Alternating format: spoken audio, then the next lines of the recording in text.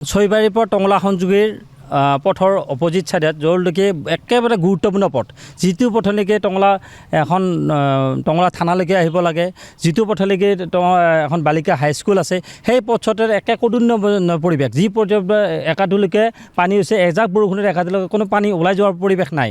ইয়াত আমি town committee আজিলৈকে চেয়াৰমেন, আজি পিছত এজনৰ পিছত এজন চেয়াৰমেন মানে চেঞ্জ হৈ গৈ আছে, কিন্তু আজিলৈকে টাউনখনৰ কোনো ডেভেলপমেণ্টৰ কাৰণে কোনো কাম কৰা নাই। এতিয়া নতুনকৈ চেয়াৰমেন আছে, অৰ্জুন দৈমাৰী ডাঙৰীয়া নতুনকৈ চেয়াৰমেন হৈছে, তেওঁক দৃষ্টিগোচৰ কৰি দিছোঁ যে অতি শীঘ্ৰেই এই পথছোৱা মেৰামতি কৰিব লাগে, কাৰণ বহুত মানুহে জামৰ যন্ত্ৰণা ভুগি আছে। এতিয়া চাওক, ইয়াত ড্ৰেইনৰ সমস্যা আছে, মেইনলি ড্ৰেইনৰ সমস্যা আছে। আপোনালোকে দেখিবলৈ পাইছে যে একে ড্ৰেইনৰ অভাৱৰ কাৰণে পানীখিনি ওলাই যাব নোৱাৰে। এজাক বৰষুণতে একাঠোলৈকে পানী হৈছে, আপোনালোকে দেখিছে, গাড়ী গৈছে দেখিছে।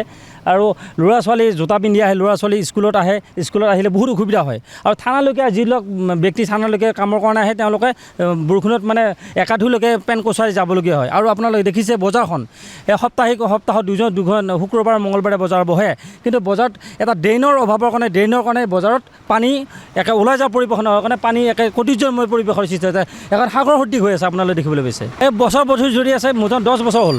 এই বছৰ ধৰি মিউনিচিপালিটি বৰ্ডৰ এখনৰ পিছত এখন বৰ্ড চেঞ্জ হৈ আছে, কিন্তু আজিলৈকে তেওঁলোকে কোনো গুৰুত্ব প্ৰদান নকৰাৰ কাৰণে, আজিলৈ এই দৃষ্টিগোচৰ নোহোৱাৰ কাৰণে তেওঁলোকে আজিকালি এই পৰিৱেশত ডেভেলপমেণ্টৰ কাৰণে বহুত কোটি কোটি টকা আহে, কিন্তু তেওঁলোকে ক'ত খৰচ কৰে, তেওঁলোকে বোলে এই বস্তুবিলাক তেওঁলোকে দৃষ্টি, আৰু আমি সংগঠনকভাৱে এই বস্তু দৃষ্টিগোচৰ কৰি দিছোঁ। তেওঁলোকে অতি ড্ৰেইনটো মেৰামতি কৰক, ড্ৰেইনটো মেৰামতি কৰিলে পানীখিনি ওলাই যাব, তেতিয়া এই বানপানীৰ পৰা সমস্যাৰ সমাধান হ'ব।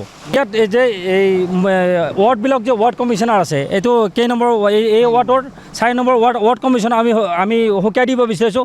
অতি শীঘ্ৰে তেওঁ দৃষ্টিগোচৰ কৰক আৰু নিজে আহক, প্ৰত্যক্ষ নিজে চাওক এই বানপানীত যে মানুহৰ অসুবিধা হৈছে, তেওঁ অতি শীঘ্ৰে ব্যৱস্থা কৰি চেয়াৰমেনৰ লগত আলোচনা কৰি এই ড্ৰেইনৰ ব্যৱস্থা কৰি ৰাইজক উপকাৰ সাধন কৰিব অনুৰোধ জনাইছোঁ।